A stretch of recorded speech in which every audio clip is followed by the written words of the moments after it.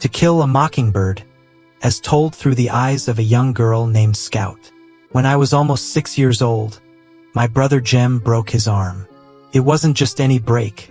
It was the kind of injury that changes the way people see you and how you see the world.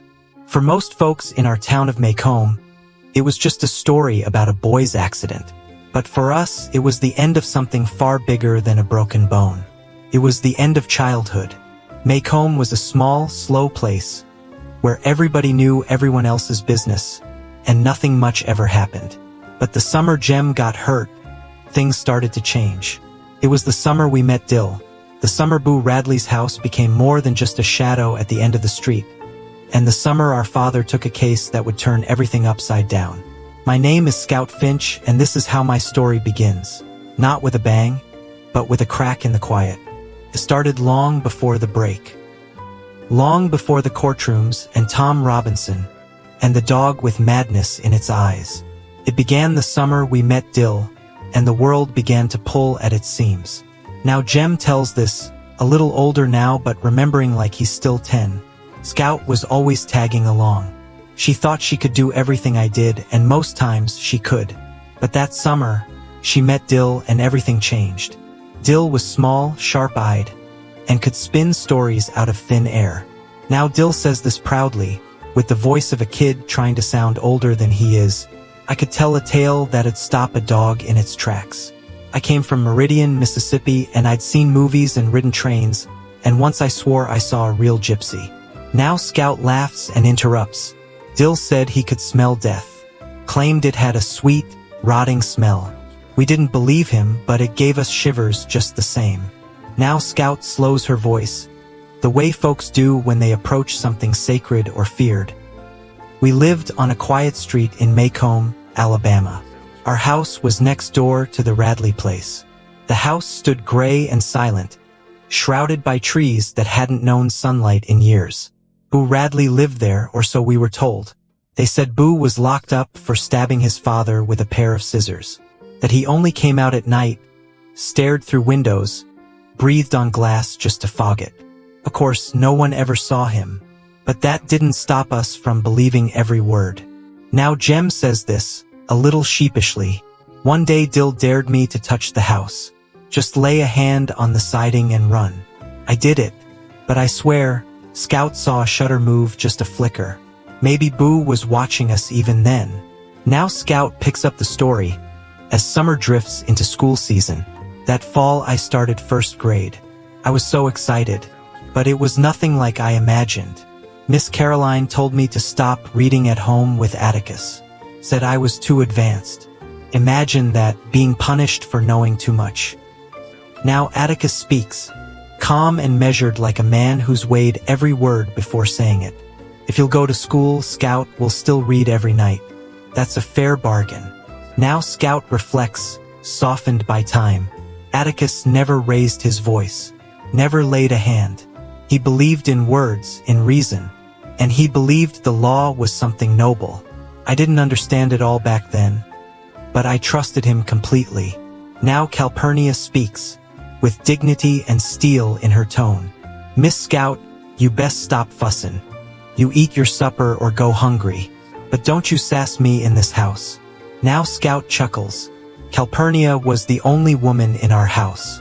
She cooked, cleaned, and kept us in line. She wasn't just a servant. She was family, even if the world didn't always see it that way.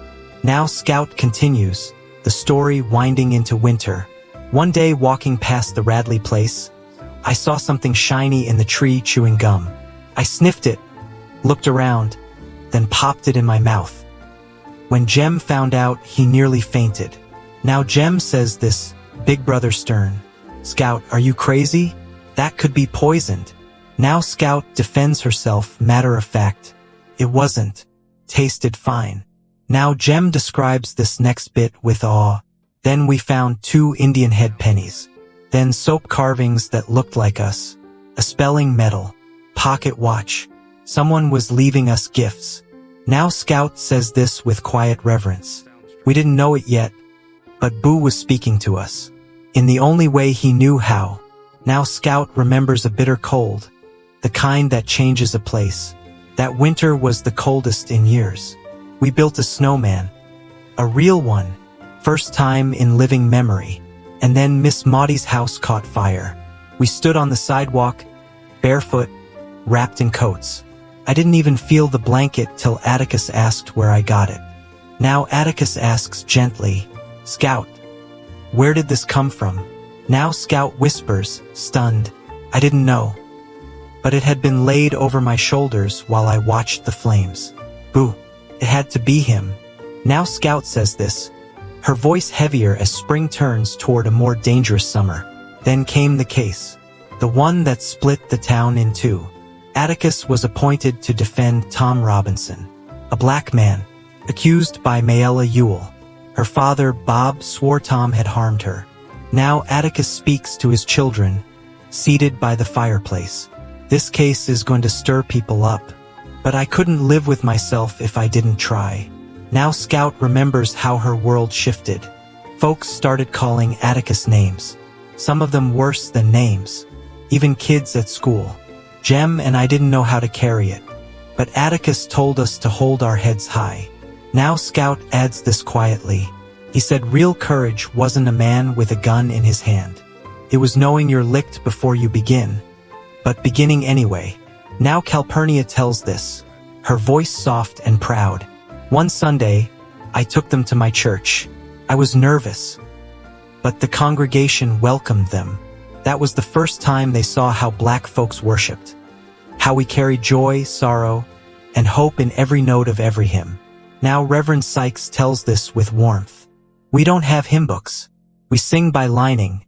One man reads the line and we echo, like our ancestors did when they had no books, no freedom. We remember even in song. Now Scout says eyes wide, and they took up a collection for Tom's family, nickels, dimes, quarters, gave what they didn't have to give. Now Scout tells this, voice tightened with the weight of memory. The summer Tom Robinson went on trial, Maycomb felt like it was holding its breath. The streets were quiet in that watchful way, like just before a thunderstorm breaks. The air, thick with gossip and judgment. Everybody had an opinion, and most weren't whispered. Now Jem says this, somberly, it was more than a trial. It was like the town was choosing what kind of place it was going to be. Whether fairness was real or just something folks talked about on Sundays. Now Scout recalls one long, hot morning. Atticus told us to stay home, but we couldn't, not when the whole town was going. So Jem, Dill, and I crept into the courthouse. The crowd was thick, white folks downstairs. We couldn't find a seat. Now Reverend Sykes tells this, quiet but sure. Come on up, children. You can sit with us, up in the colored balcony. Now Scout describes the courtroom, awestruck and hushed. The courthouse smelled of sweat, old wood, and something bitter I couldn't name. Ceiling fans turned slow as honey, barely stirring the heat. Judge Taylor sat high up, looking half asleep but missing nothing. Now Scout focuses in on her father. And then there was Atticus, standing tall in his plain suit, calm, solid, not proud, but strong. And right there, across the room, sat Tom Robinson. Now Jem adds this, his voice straining with memory. Tom had a crippled arm, his left, withered from an accident. It just hung there. Now Scout says, almost whispering, and across from him Mayella Ewell, pale, tense, clutching her dress like it might fly away. And her father, Bob Ewell, sitting behind her, eyes mean and laughing without smiling. Now Mr. Gilmer begins, sharp and confident. Sheriff Tate, tell us what happened. Now Heck Tate testifies, uneasy. Mayella was beat up, bruised on the right side of her face. She said Tom Robinson did it. So we went and brought him in. Now Atticus speaks, smooth but pressing. Which side of her face again? Sheriff? Now Tate confirms, frowning slightly. Right side. Now Atticus leans in. And who hit her with their left hand? Now Scout explains what Atticus knew, and we didn't yet. Tom's left hand was useless, crushed in a cotton gin accident when he was a boy. He couldn't have struck her, couldn't have done what they claimed. Now Bob Ewell takes the stand, cocky and full of venom. I seen that boy through the window, rapping my girl. Now Atticus challenges him, calm but cutting. Mr. Ewell, can you write your name? Now Ewell scrawls it proudly, with his left hand. Now Scout speaks slowly, realizing it was him. It had to be. Maella's injuries matched a left-handed man, and Bob Ewell was left-handed. Now Mayella speaks, shaky, defensive. I asked Tom to bust up a chifforobe. That's all. Then he took advantage of me. Now Atticus, voice gentle, almost sad. Mayella, is your father good to you? Does he ever lay a hand on you? Now Mayella lashes out. You're making fun of me. You're all making fun of me. Now Scout reflects, voice deep with compassion. She was the loneliest person I ever saw. Poor, friendless, and stuck in a house full of hate. She tried to kiss Tom, maybe just for kindness, maybe for something more. But the price for that in Maycomb was high, and she knew it. Now Tom Robinson tells this, voice honest and soft as a prayer. I felt sorry for her. She had nobody, so I helped when I passed by. That day she grabbed me, said she'd never kissed a grown man before, said what her daddy doing didn't count. I ran. I swear I ran. I never laid a finger on her. Now Mr. Gilmer sneers. You felt sorry for her? Now Scout explains, tight in her chest. Those words shocked the courtroom. A black man feeling sorry for a white woman? That was worse than the accusation. To them, it was a sin just to care. Now Atticus delivers his closing, voice steady, every word measured like a heartbeat. But there is one way in this country in which all men are created equal. In a court of law. I'm no idealist to believe firmly in the integrity of our courts and the jury system, but I am confident that you gentlemen will review the evidence and come to a decision that will restore this man his dignity. Now Scout describes the stillness. The courtroom went quiet. The fans hummed. No one moved. The jury filed out. We waited and waited. Now Jem whispers this, eyes wide with hope. They're talking a long time. That means they're thinking. That means maybe. Now Scout finishes his thought, heart in her throat. Maybe they'd do the right thing, but they didn't. Now Scout remembers the moment like glass breaking. Tom was found guilty. Guilty. Even with the truth ringing like a bell in every word. The judge let Atticus pack his papers, and as he walked out, now Reverend Sykes speaks, rising in his pew. Miss Jean Louise, stand up. Your father's passin'. Now Scout says this like a breath she still holds. And we stood. The whole colored balcony stood. For Atticus. Now Scout tells this, voice low and uncertain. Like she's remembering something she wished had turned out different. Tom Robinson was taken to prison after the verdict.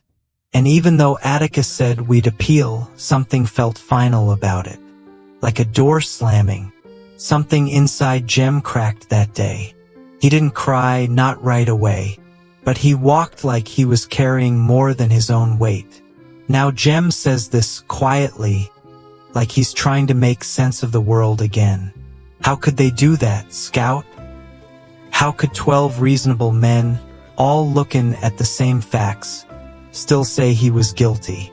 Now Scout tries to answer, but can't. I didn't know. I still don't. Now Scout tells this with a note of awe. People brought us food. Chicken, beans, pies. Poor folks, black families mostly, bringing what they had to thank Atticus for doing what nobody else would. Now Calpurnia speaks with pride. They may not have much, but they know who stands for them. Your father stood tall, Miss Scout. Now Atticus, weary but calm. says this one evening at the dinner table. I'd rather face 100 angry men with rifles than one courtroom where justice don't live. Now Scout continues, as time rolls forward, school started again. Fall turned the trees copper and gold. Jem was quieter than before, reading more. Dill went back to Meridian, and things seemed to settle. But not really. Bob Ewell didn't take the verdict like a victory. He saw it as humiliation. Now Miss Stephanie says this with a whispery thrill of gossip. Why, he spat right in Atticus's face outside the post office. Said he'd get him if it took the rest of his life.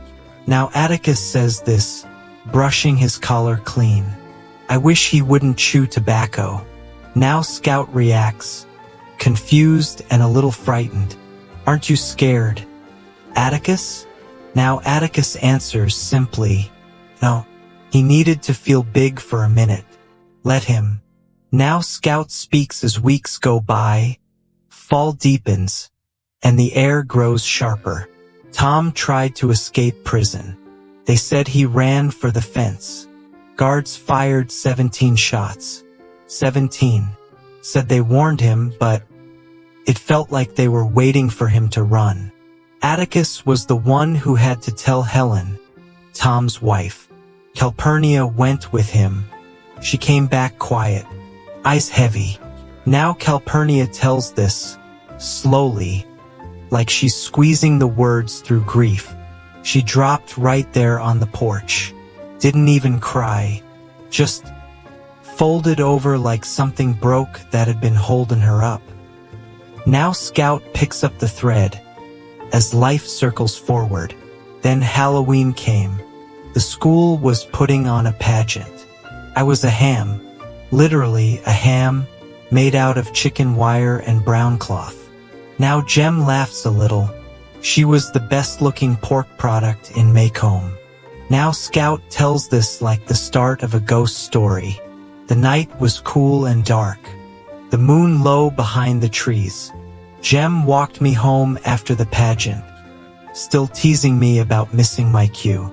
But then the path got quiet, real quiet, and we heard footsteps.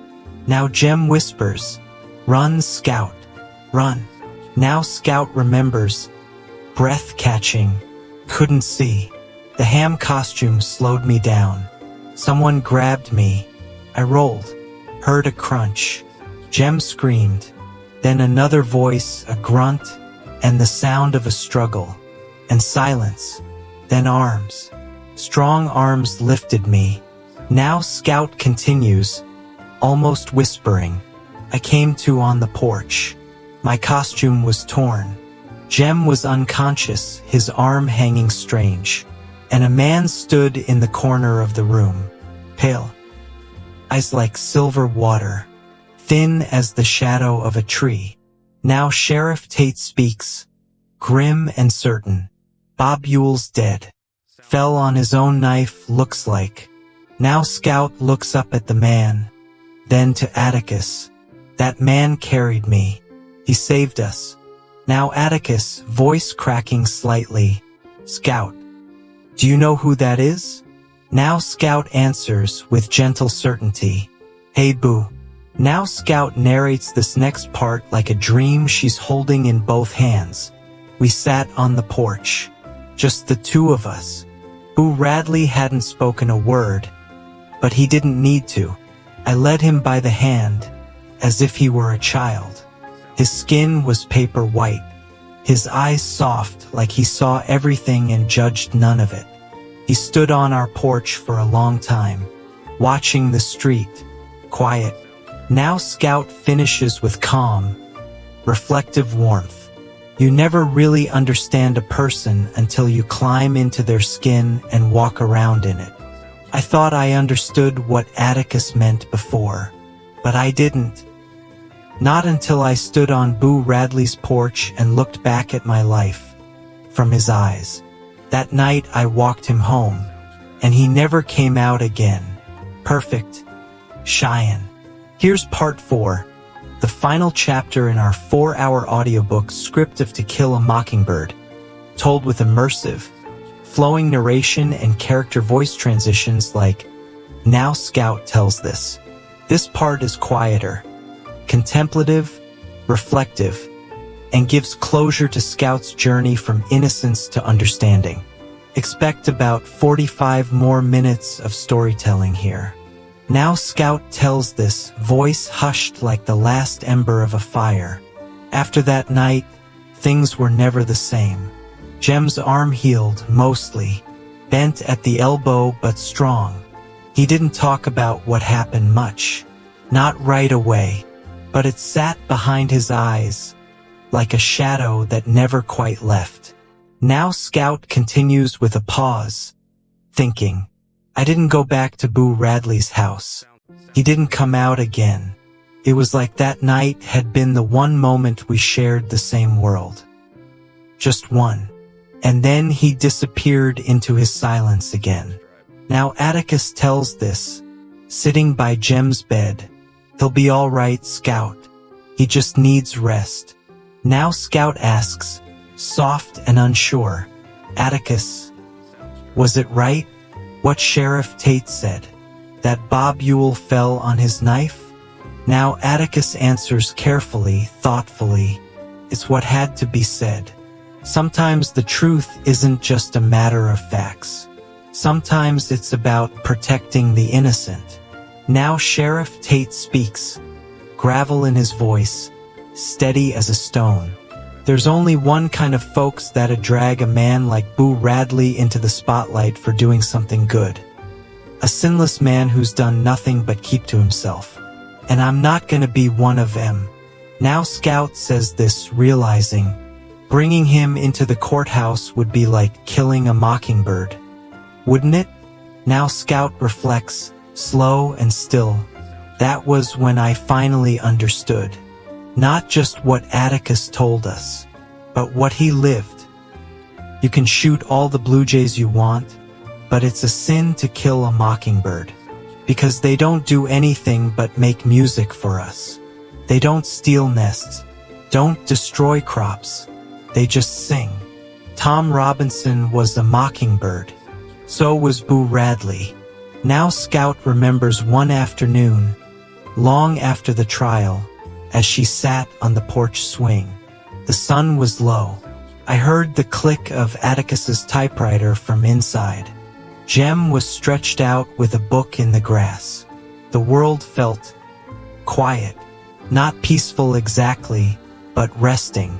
I remember asking Atticus why he still believed in the law after everything. After Tom.